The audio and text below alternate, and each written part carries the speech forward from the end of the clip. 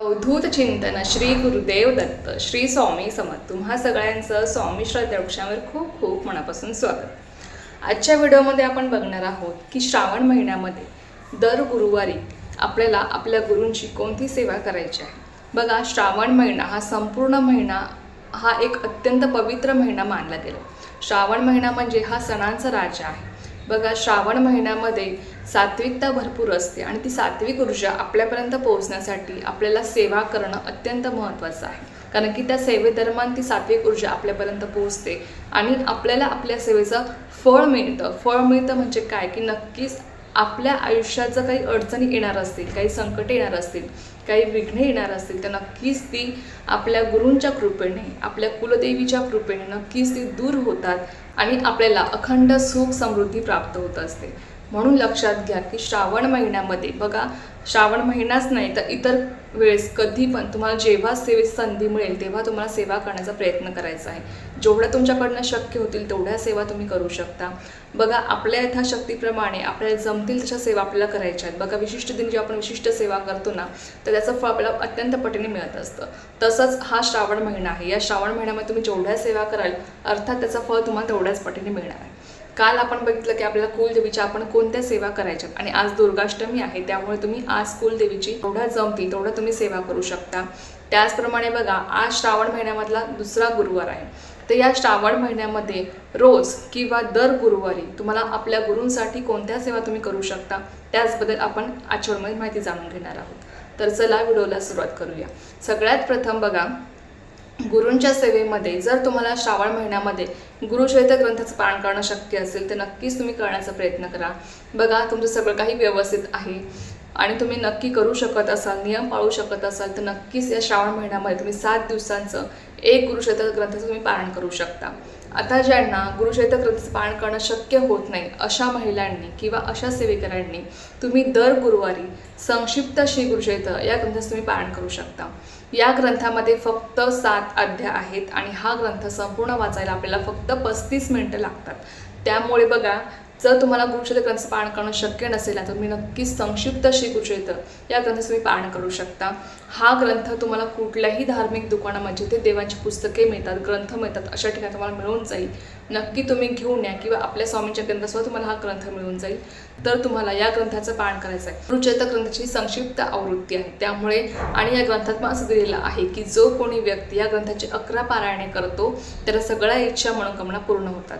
बघा, तुम्हाला मी म्हणत नाही की तुम्ही 11च करा, पण तुम्हाला जेवढ्या शक्य आहे तेवढं तुम्ही करू शकता किंवा दर गुरुवारी तुम्ही पूर्ण हे पारायण म्हणजे संक्षिप्त श्री गुरुचरित्र ग्रंथाचं तुम्ही संपूर्ण हे पारायण करू शकता। बघा, फक्त 35 मिनिटे पारायणाला लागतात आणि फक्त 2 ते 3 नियम आहेत। फक्त त्या दिवशी तुम्हाला परान्न वर्ज करायचं आहे, त्याचबरोबर तुम्हाला मांसाहार करायचा नाही। हे अगदी छोटे छोटे 2-3 नियम आहे। ब्रह्मचर्याचं मला पालन करायचं आहे। हे 3 नियम पाळून तुम्हाला हे पालन करायचं आहे। बाकी याला कुठलाही दुसरा नियम नाही, खाण्याचा नाही, पिण्याचा नाही, असं कांदा लसूण वगैरे वर्ज असं कुठलाही याला नियम नाही। तुम्ही हे 2 ते 3 नियम एका दिवसासाठी पाळून तुम्ही नक्कीच हे पालन करू शकता। त्यानंतर तिसरी महत्त्वाची सेवा ती म्हणजे बघा की तुम्हाला स्वामी चरितामृत या ग्रंथाचं तुम्हाला पारायण करायचं आहे। आता ज्यांना खरंच हा ग्रंथ अतिशय आवडतो किंवा ज्यांना शक्य आहे त्यांनी नक्कीच दर गुरुवारी, जर तुम्हाला बघा रोज हे पारायण करणं शक्य नसेल किंवा काही सेवकांचं असं असतं की त्यांना रोजचे 3 अध्यायसुद्धा क्रमशः वाचणं शक्य होत नाही, मग अशा सेवकांनी दर गुरुवारी तुम्ही हा संपूर्ण ग्रंथ वाचू शकता। या ग्रंथामध्ये 1 ते 21 अध्याय आहेत आणि हा ग्रंथ संपूर्ण वाचायला आपल्याला पाऊण ते 1 तास लागतो। त्यामुळे ज्यांना शक्य आहे त्यांनी दर गुरुवारी स्वामी चरितामृताचे तुम्ही पारायण करू शकता। त्यानंतर तारक मंत्राचं तुम्ही पठण करू शकता। दर गुरुवारी 11 वेळेस तारक मंत्र तुम्हाला पठण करायचं आहे। बघा, ज्यांना 11 गुरुवार करणं शक्य आहे, ज्यांना 11 गुरुवार करायचे आहेत स्वामींचे, त्यांनी श्रावण महिन्यातल्या या गुरुवारपासून तुम्ही सुरू करू शकता किंवा बघा कुठल्याही गुरुवारपासून तुम्ही सुरू करू शकता। असं नाही की श्रावण महिन्यातल्याच करावं, पण श्रावण महिना अतिशय पवित्र महिना असतो त्यामुळे तुम्ही नक्कीच या श्रावण महिन्यातल्या गुरुवारपासून तुम्ही 11 गुरुवारला सुरुवात करू शकता। त्या 11 गुरुवारमध्ये आपण काय सेवा करतो तर अर्थात स्वामी चरितामृत आपण संपूर्ण ग्रंथ वाचत असतो, 11 माळी श्री स्वामी समर्थ जप आपण करत असतो आणि 11 वेळेस तारक मंत्राचं आपण पठण करत असतो। तर जरी तुम्ही गुरुवार व्रत करणार नसाल, 11 गुरुवार जरी तुम्हाला करायचे नसतील तरी सुद्धा तुम्ही या ज्या काही सेवा आहेत त्या तुम्ही या श्रावण महिन्यामध्ये दर गुरुवारी तुम्ही करू शकता। बघा, केलेली सेवा ही कधीच वाया जाणार नसते।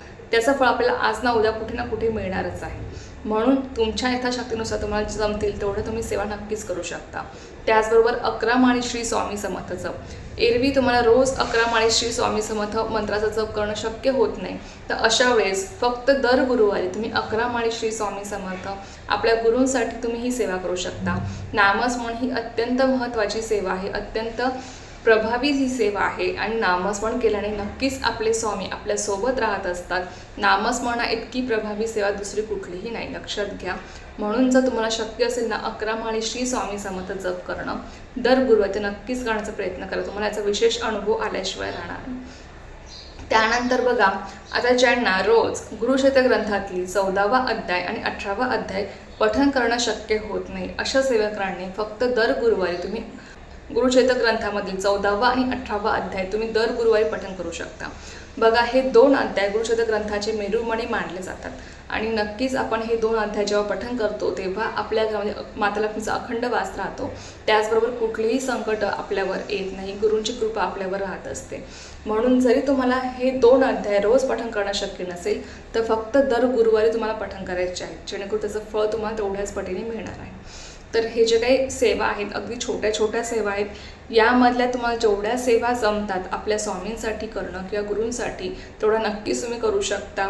तुम्हाला जितक्या वेळेस जमतात तेवढ्या वेळेस करण्याचा प्रयत्न करा. काही काहींना बघा 11 माळी नाही घेणं होणार, मग त्यांनी 3, 5, 7, 9 तुमच्या इच्छेनुसार तुम्ही माळी घेऊ शकता.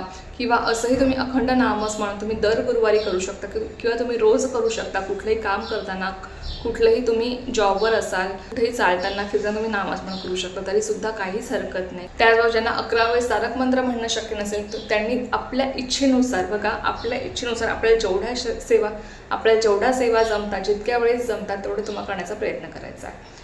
तर चला, एक अत्यंत छोटीशी पण खूप महत्त्वाची माहिती होती, जर तुमच्यासोबत शेअर करायची झाली सेवा मी स्वयं माझ्या चॅनल रुजू करते आणि आजचा व्हिडिओ इथेच थांबवते. तुम्हाला ही माहिती आवडली असेल तर व्हिडिओला लाईक, शेअर सबस्क्राईब करायला विसरू नका. पुन्हा भेटूया अशाच एका नवीन व्हिडिओसोबत, एका विषयासोबत. तो पण सर्वांना श्री स्वामी समर्थ. जय जय स्वामी समर्थ.